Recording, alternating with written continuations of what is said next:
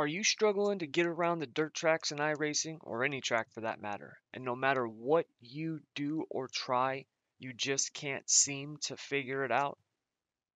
Well, if that sounds like you, then stick around because in this video, I'm going to show you the two things that you probably don't have set correctly, and I'm going to walk you through how to do it so you can get your setup finally dialed in the correct way so you can start moving forward and actually getting better when you're in the sim.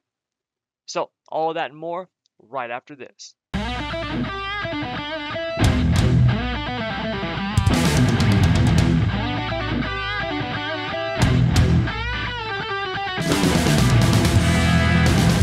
What's up, everybody? Thomas Brandon here, and welcome to another gaming video. And I said in the beginning, we're going to be taking a look at a couple of the settings for iRacing. Now, one of the things that a lot of people really misunderstand is the settings, particularly your steering wheel and then also your monitors. All right, so what do I mean by that? Well, when it comes to your steering wheel, having your steering wheel set up correctly is extremely important. And there are a lot of people out there that don't know what they're doing.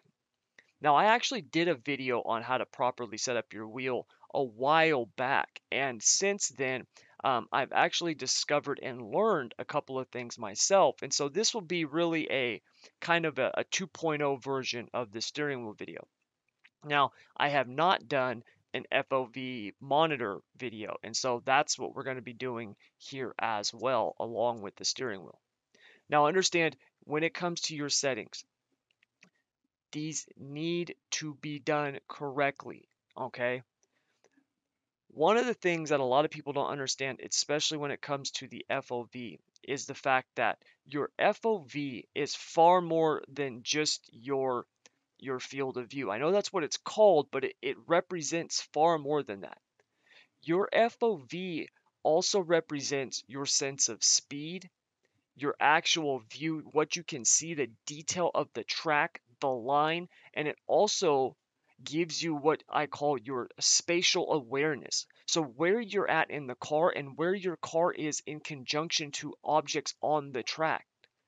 Having an incorrect FOB can lead, or FOV, excuse me, can lead to you, trying to run the cushion and hitting the wall because you don't correctly understand where you're at in conjunction to that wall. Okay. And then with the wheel, having your wheel set up is so important because most people think of, oh, it's steering data. No, it's not. You see, we don't have the luxury of being in a real race car. Now, there are people out there that have motion rigs, but the vast majority of people in sim racing don't. The only thing that we have to relay the data is our eyes and our hands on the wheel. That's it. And your steering wheel relays far more than just bumps or, the wheels turning and the suspension and stuff like that. It also represents the G-forces, which coincides with your sense of speed directly tied to your FOV. See, both of these things go together, and when you don't have them set up correctly, or maybe you have one and not the other, things can get really out of whack and it can hamper your learning curve in a dramatic way. Okay? So, that being said, let's dive in. Now, the first thing that you're going to need is for your steering wheel, and that's going to be either the control panel, the software hub, right, the firmware, whatever you want to call it, for your steering wheel. Now, I have a Thrustmaster T300, okay, and I've got the Thrustmaster control panel right here. All right, so I'm going to open that up. We're going to go to properties. Now, Thrustmaster has a bunch of default settings that they recommend, okay? And so what I'm going to do is I'm going to go here to gain settings. Now, if you have a Logitech or a Fanatic or Fanatec, whatever you want to call it, theirs might look different, but the detailed gain settings, overall stuff, it should be relatively the same. And if not, you can go to the websites for each of them, and they should have an explanation of what these are, okay? Because every single one of those wheels should have some kind of firmware like this for adjusting these. Now, the main thing that you want to do is you want to have these settings correct because you want to be adjusting or fine-tuning your settings in iRacing. You don't want to have to be doing it in this, okay? One of the reasons is if you have iRacing open and all of a sudden you're like, oh, I want the force feedback to be stronger, and you come into this and do it, it can completely screw up the way your wheel feels in the game until you actually quit, exit the sim, and then come back in. So anytime you adjust this stuff while you have iRacing open, it can cause a big problem. You're going to have to leave the game and come back. You don't want to have to do that every time, okay? So Thrustmaster's default settings, if I click on default here, now you'll see what their settings are. There's a couple of things that I change, okay, and this is what I like to do. The constant, the periodic, and the damper, I don't touch those, all right? Also, the overall strength, I don't touch those either. I leave it at 75. For those of you who have a Thrustmaster wheel, if you're wondering about this, I've tried this all the way up at 100. It does make a difference in the sim, but what I noticed is when I was driving, even when I had everything dialed up, dialed in correctly in iRacing, I noticed it sounded like my motor was straining, like it was making noise the whole time, like it just couldn't handle to be at full strength. So I went back to the default setting for this. Yours might be different, but that's just how mine was. Now, the thing that I change is this spring. This spring, if you go to the website and actually look, this is like the centering spring. I don't want my wheel to be centering on its own, okay? All right, in a race car, you don't have that in a race car, okay? There is nothing that, you go and then all of a sudden it's going to snap it back to the center on its own. That doesn't happen. So I don't want that effect in here, all right? Also, what I don't want is I don't want this auto center settings. For me, this it provides a feel to me that I don't like. It feels like I'm fighting the wheel, and it causes me to be a little bit more twitchy. Um, so I will actually just go to auto center settings. I put it by wheel, and then I just go down to 0. Okay. It says by the game recommended. What I will tell you is this: try those if you want, test out different ones, see if you notice a difference. The difference that I noticed was slight, but there was a difference. So this is what is the most comfortable for me. Therefore, that's what I use. Okay. So you can kind of play around with these a little bit if you want. Just know that when you're messing with these, you're going to have to mess with it, go into the sim, test it. If you don't like it, then you got to get out, come back, and try again. Okay. So if all else fails, just put it on the default settings and go from there. All right, simple. Now, we've got that. The next thing that we're going to need is we're going to need iRacing's wheel check utility, okay? Now, last time I did this, I said, oh, just go onto Google and find it, and I got hundreds of messages from people who couldn't find it, couldn't download it, nothing. I've got this on my system. I'm going to have, there's a link down in the description below that you can just click on and download this. Okay, I'll have it all set up to where you can just download this from my link. So that way you don't have to go out and find it. All right, because that's a huge, huge time suck. Now, there's a couple of things that you want to do here. So the first thing is the right here, repeat. I like to put that to 5. Okay. And then the next thing is the max count. I like to put that to 200. All right. Then what we're going to do is we're going to come up here to where it says disabled, right? The spring force, and we're going to go down to min force. Now I know that you can do a step log test and it'll give you the min force. I've done both of them. I've done both of them a lot. And I find that the min force is easier, it's quicker, and it gives me the same data. Okay, it gives me it gives me almost the exact same data as the step log test.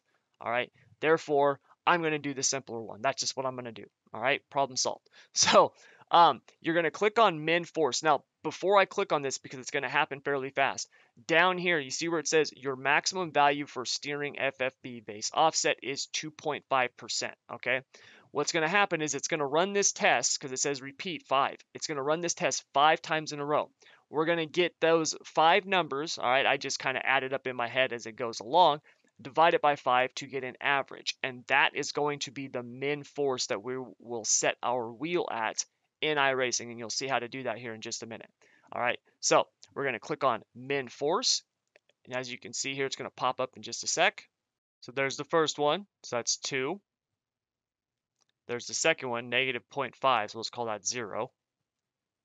Another 2. Another negative 0.5, so we'll call that 0. And then 2.5.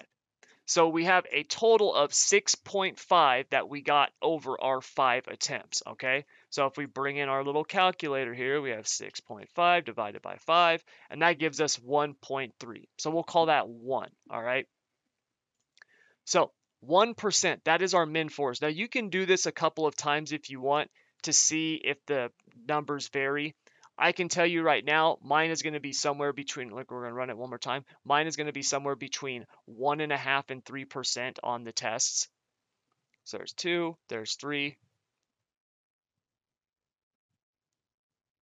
negative 5, so we'll call that 0. Another 2,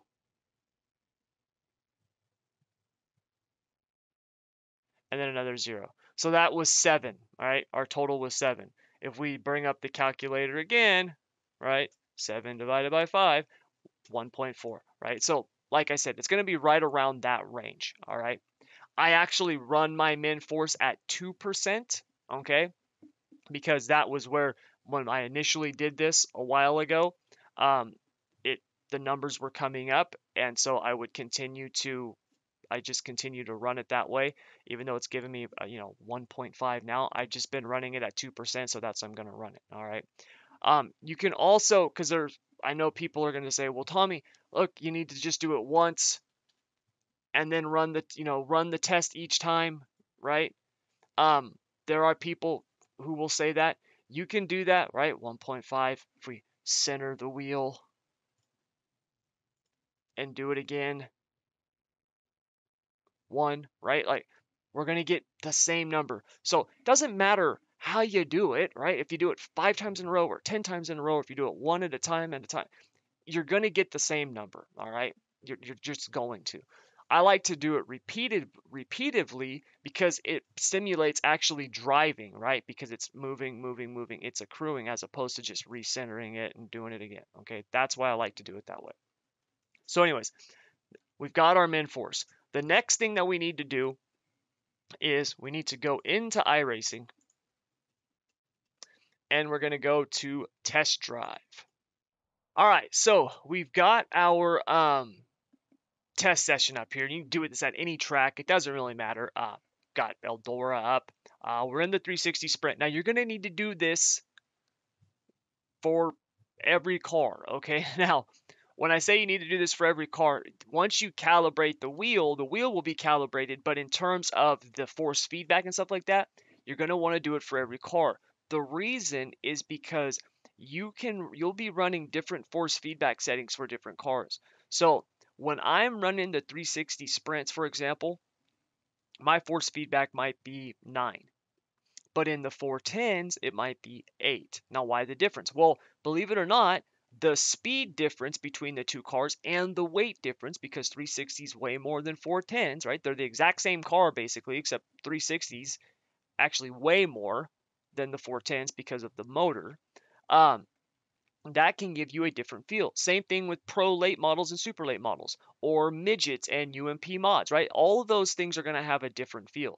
Asphalt side, your force feedback settings are going to be way different than dirt, right? My force feedback in the the NASCAR the truck is like double what it is in any of my dirt cars. So when it comes to dialing in that, you're gonna want to do it for each car, okay? Now, here's the best way to do it. You're going to go to options, all right? And then right here, okay, you want to click on this and calibrate your steering wheel. Now, here's the thing, and this is so important. This wheel, according to Thrustmaster, is a 1080 wheel, right? It has 1080 degrees of rotation. Many of you out there will have a wheel that is 900 degrees or 1080, okay? And if you look at this, you're going to see, oh, wheel range 1038. That's because if you come in here and you just crank this up to 1080, what you're going to get is you're going to get a dead spot in your wheel. because your wheel's not going to have a true one-to-one movement, because this technically does not have 1080 degrees of rotation. Even when I'm calibrating it, if I crank this all the way over to the end and then I force it to that last little bit, it's still not going to come up 1080. So you don't want to do that. Not only that, are you ever going to be cranking the wheel over and then that last little bit? No. If you're doing that, you got a problem. All right. You need way more help than steering wheel. Okay. So you don't want to do that. All right. So what you're going to do is you're going to click on steering wheel. Okay. And you want to look at the wheel, not the number. All right. Don't pay attention to the number. Pay attention to the wheel. Okay, so what does it say? Turn the wheel fully one way and then the other, return to center and click done. So we're going to go all the way to the left. We're going to go all the way to the right. Right there.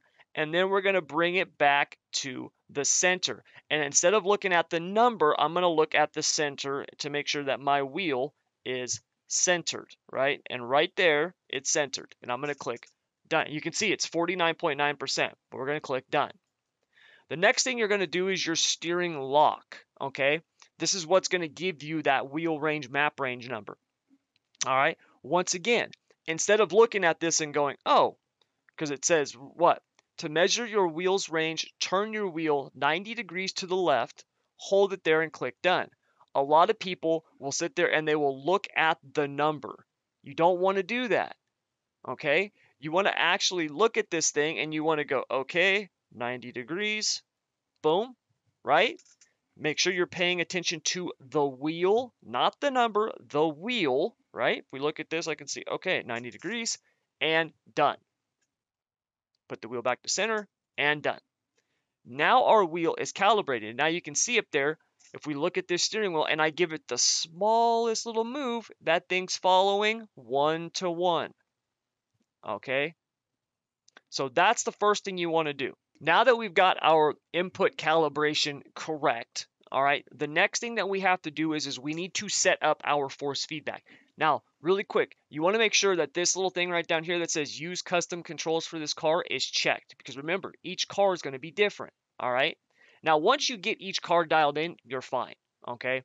So it might be a little time consuming in the beginning. What I always do is I'll just, hop into a race, and then if it says, oh, calibrate steering wheel, I just do it real quick. It takes only a couple of minutes, okay?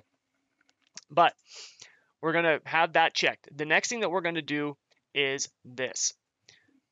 We have our strength, our wheel force, our dampening, and then our minimum force. Now, where this says right here, where it says use linear mode, you don't want that checked. Leave that unchecked, okay? Your strength, we're going to get that from iRacing. In order to get that, we got to get these things taken care of. Now, your wheel force, okay? If we go online and I type in Thrustmaster T300 wheel force in M, drag that over so you can see it, okay? There is a website right here, edracing.com. And you can see right here where it gives you the wheel force of these different wheels, okay? Now your wheel might not be on here, but if it's not, okay, just go to the manufacturer, you might be able to find it. All right, now for me, I have a T300. You can see that my T300 is not on here. Now the T500 is pretty much a little bit better version of the T300, a little bit newer version. The TX or TMX, that would be the kind of like the lower end one, right? The TMX or the T150, that would be that. So you can see there's only a 0.5 difference in terms of the wheel force, right? The difference in the wheel force. So what I did is I just went with the 3.9 number. Now we could split the difference, and I'm going to split the difference here just for this example purpose, right? Which would be what, 4.1, okay? So that's our wheel torque. That's our wheel number, okay? And if you come here, we're going to put that at 4 point. It's not going to let me do 4.1. All right, 4.2.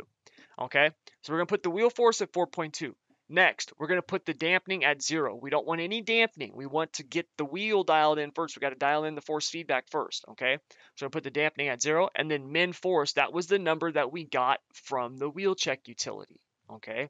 Which we'll put, what was it, 1.5? We'll just go 1.6 since it's not going to let us do 1.5, okay? So now that we've got that, we're going to hit done.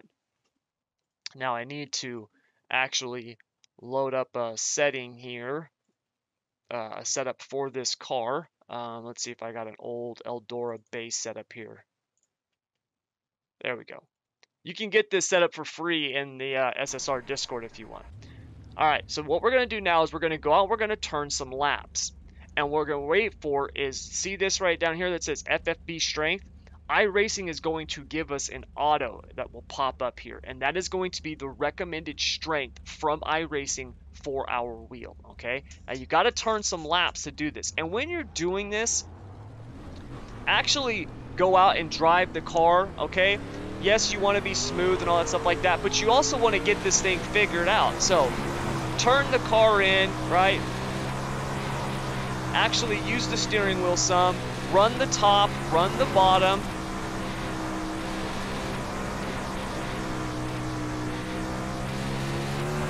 Now don't go out and wreck because that will give you an inaccurate reading, but you do want to go out and try to actually, you know, drive this thing to get an auto number. And it usually takes a couple of laps. There it is right there, finally. All right, so now we've got our auto number. All we're going to do is we're going to click on that. Click 6.8. That is the recommended force feedback from iRacing based on our wheel force for this wheel. Okay, so now we've got our number, 6.8. Next, we're going to do another test session. We're going to turn that off because that auto number will keep changing. It'll say 6.8, 7.1, 6.9, like it'll be all over the place. Once you've got it, leave it, okay? I will typically add 1 or 2 to that number, but I always test it first to see how it feels, okay? Because I like it to be a little bit stronger for me. So we're going to test the number that they give us. All right. Go out and turn some laps, and the main thing is we're looking for, remember, we want to feel what's going on. We want it to be smooth. All right, we want it to represent, you know, the, like I talked about, the car, the steering, the G-forces, all of that, okay? All right, so it feels pretty good. There's not enough, for me, there's not enough friction. It's a little too easy to turn, okay? Now I have 2 choices. What I can do, whoops, I don't want to go there. What I can do is I can increase the strength, which I'm going to do, okay? Because like I said, I like it to be a little bit stronger. I usually will increase it by 1 or 2. So I'm going to go to 7.9 since it's not going to let me do 8 or 7.8. And then I also want some dampening. And what dampening does is it just adds a little bit of friction to the wheel, okay? And so I'm going to add some dampening. Typically, I will do, you know, 5, maybe 10% at the most, depending on the car, but somewhere around 5% is usually more than enough. All right, I'm going to hit done. Go back out. And I can already tell just pulling out of the pits that the wheel feels better.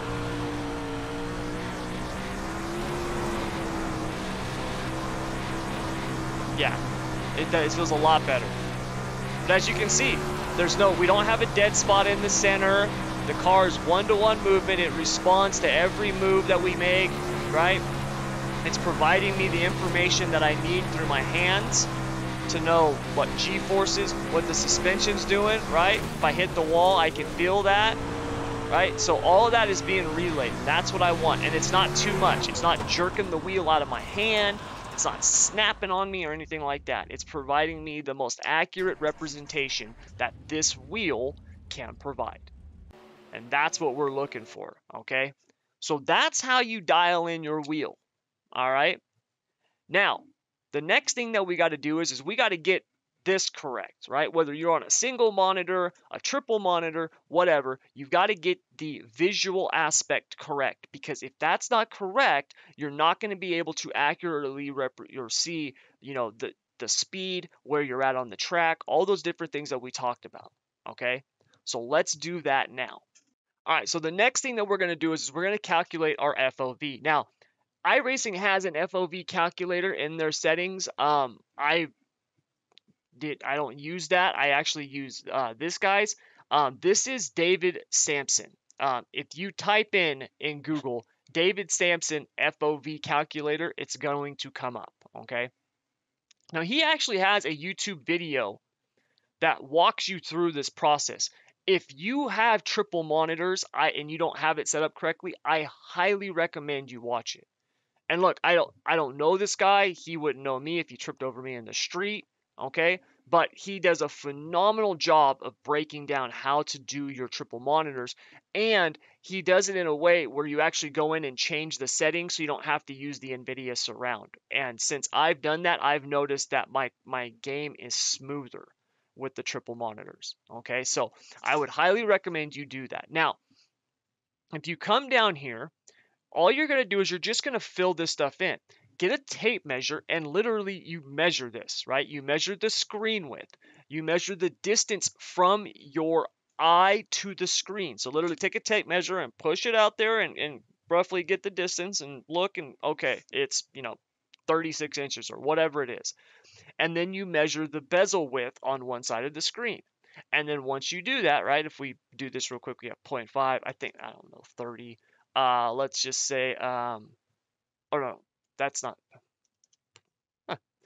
that's, I think mine's like 27 or something. Then this is the width, not the diagonal size, the actual width, okay? And I'm just plugging in numbers right now.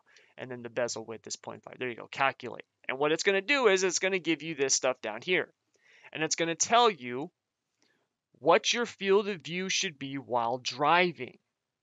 Now, if you have triple monitors, okay, you're going to hit calculate, and it's going to tell you that your field of view is 143. Also going to tell you the angle between the center and the side screens. All right, which is very, very important. Most people think like, oh, just put it at 45 degrees. No, you don't want to do that. If you're at a different distance, you have a different FOV, you want them angled properly.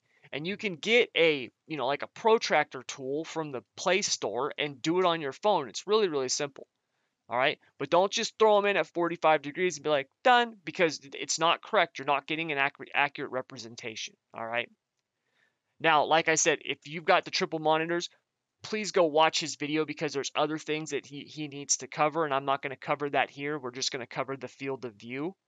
Okay, because that is the most important aspect, all right? Because whether you have triples or a single monitor, you've got to get the field of view correctly, all right? So field of view would be whatever it is, 48 or whatever that is, all right? So once you have that, then you're going to go into iRacing. We'll just hit continue and go to the same test session. All right, so now that we've got our test session up, what you want to do is you want to go in here to options, and you're going to go to graphics, and you're going to put in the field of view that was recommended, okay? Then you want to go back. Oh, and really quick, just a side note, these right here, roll chassis, pitch chassis, neck motion, make sure these are at 0. You don't want those locked. If you lock those in, what it does is when you go into a corner, you don't see the car wing over like you should. You don't see it move the way that it should, that it's actually moving. And that information is just another, it's another element to, us getting all the data that we need to figure out where we're at, what we're doing, traction, all those other things. So make sure these are all at 0, okay? Because iRacing comes with those like locked in. You don't want that. You want them all at 0. But anyways, so now you're gonna go and you're gonna hop back in the car. All right, and you've got your FOV correctly set. Now, for some of you, okay? Especially if you're on a single monitor, it might feel really weird. All right. I remember when I was on a single monitor, it had recommended that my field of view was like 45, and you're only looking at one of my monitors right now, which would be about what you see here. Okay. And I have heard from many of you that just watching the video, right, it's like making you nauseous. Okay. So when you're trying to drive like that, it can be very, very upsetting. That's why I always recommend people get triple monitors. It's a game changer. Now everyone can't afford them. Trust me, I understand that. But the moment that you can, man, it's a game changer. It really is. So you want to have that correct FOV, because when you don't, for example, if we just move this out, which, I think that would be about 65 or so on a single monitor, somewhere right around there. Okay. That makes a huge difference. Look how much longer my nose is. Now, if I'm going to try to run the bottom, my awareness as to where the car is on the bottom is completely screwed up. Not only that, but I have no actual reference anymore of running the top. It doesn't feel right at all. It's like my whole sense of awareness in terms of the car is just junk now. Okay. You don't want that. Now, in the beginning, like I said, it's going to feel weird, especially if you've been running with it further back and then now you move up really, really close. It's going to feel weird. It might even make you a little nauseous. All right. If that's the case, what you'll do is just push this back some. Just go back like 5 or 10 degrees. Run it that way until you get used to it, and then just move up another 5 degrees. Run that until you're kind of used to it again, and then move up another 5 degrees until you get to where you need to be. Because now, if we looking at this now, pay attention to the difference in the movement of the track, right? What we're seeing, where the groove is, right? The detail that we see, it's much, much different. If you're sitting, only 12 inches away from your monitors, yeah, you can move that, you can have that FOV further back.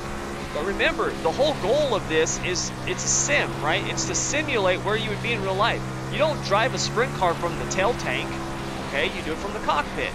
And that's what this FOV calculator helps you do. It helps you dial in where you should be or where your field of view should be, so it's more accurate.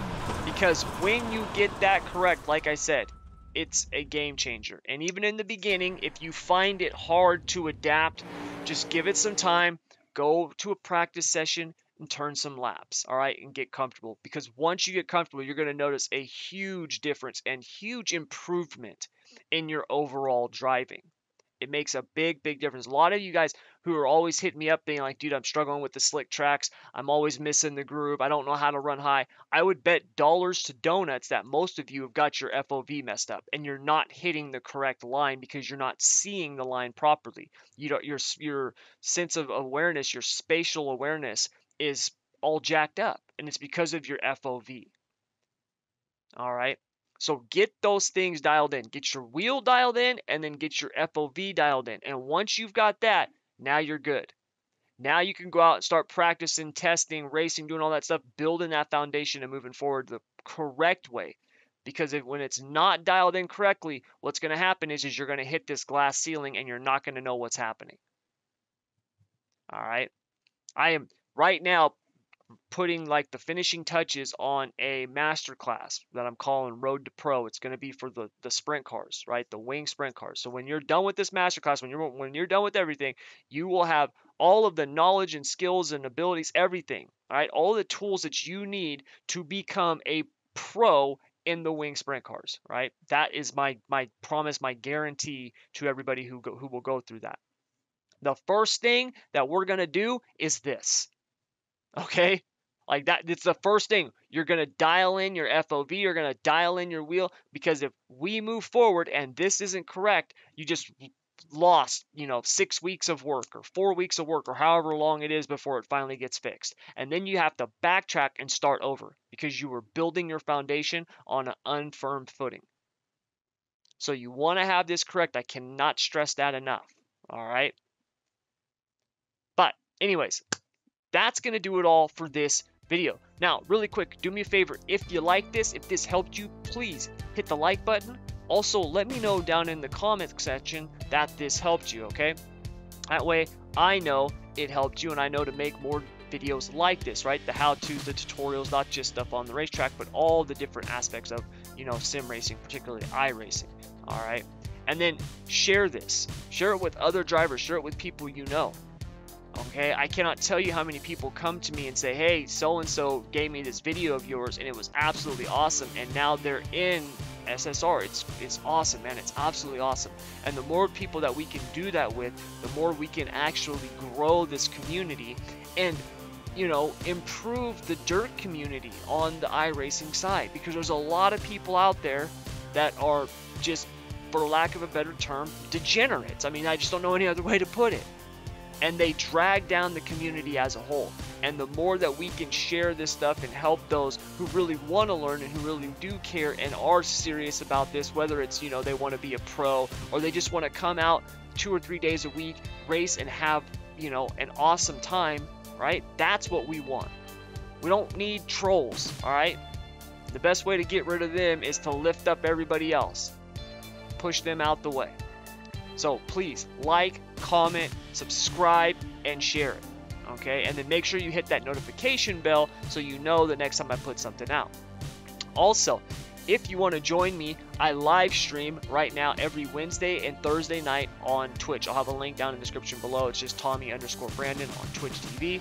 But there at 5 p.m. Pacific on Wednesdays and Thursday, or Wednesday nights. Tonight's, it's going to be tonight and tomorrow. This week it'll be 5 p.m. Pacific both nights. But on Wednesdays, typically it'll be 5 p.m. Pacific, 8 p.m. Eastern. And then on Thursdays, it'll be 6 p.m. Pacific, 9 p.m. Eastern. And those are our league races, and I live stream those. And you can come join me live, where you can actually sit with me in the cockpit, talk to me, see exactly what I'm doing, the way that I think in terms of the setups, the lines that I'm looking, and I'm talking constantly. If you go check out some of my live streams, you'll see I'm always relaying information as to what's going on, what I feel, what I think, all of that stuff, so you can get a real in-depth idea, right, behind the scenes look at what it takes to do this at a high level, right? Like, don't get me wrong, it's not like I'm a Bergeron or a Simmelman, but I mean, but for most people, right, they don't understand what goes into it, okay, and what it takes, and my live streams are a great representation of that. Not only that, it's also a good chance I answer tons of questions, and a lot of times we just chat. I cover stuff, people ask me things about setups or different cars or tracks or all kinds of stuff. We talk about everything. Heck, I was talking about the future, what I think the future of sim racing is, and how I think it's going to be, you know, one of the biggest esports, you know, here in the very near future. So we talk about all kinds of stuff. So if you want to do that, join me, check that out. Click on the link down in the description below. Make sure to follow me on Twitch. And then lastly, if you want to be a part of School of Sim Racing and you're not yet, I'll have a link down in the description below. You can head over to the website schoolofsimracing.net, click on join now, and you can join our Discord server. It's completely free. It is by far, hands down, the fastest and best, you know, fastest growing and best, you know, sim racing community there is, in my opinion, especially on the dirt side.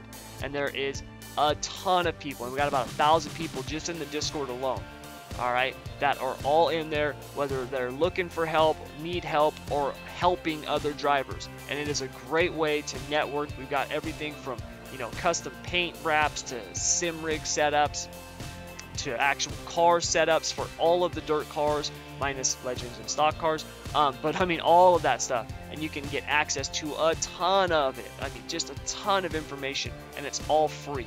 Plus there's exclusive videos and trainings in there that you cannot find anywhere else. You can only get them through that Discord. So if you want to be a part of that, like I said, it's completely free. There'll be a link down in the description below for that as well. But that's going to do it. As always, thank you very much for joining me. Until next time, I want to wish you good luck and good racing. Take care.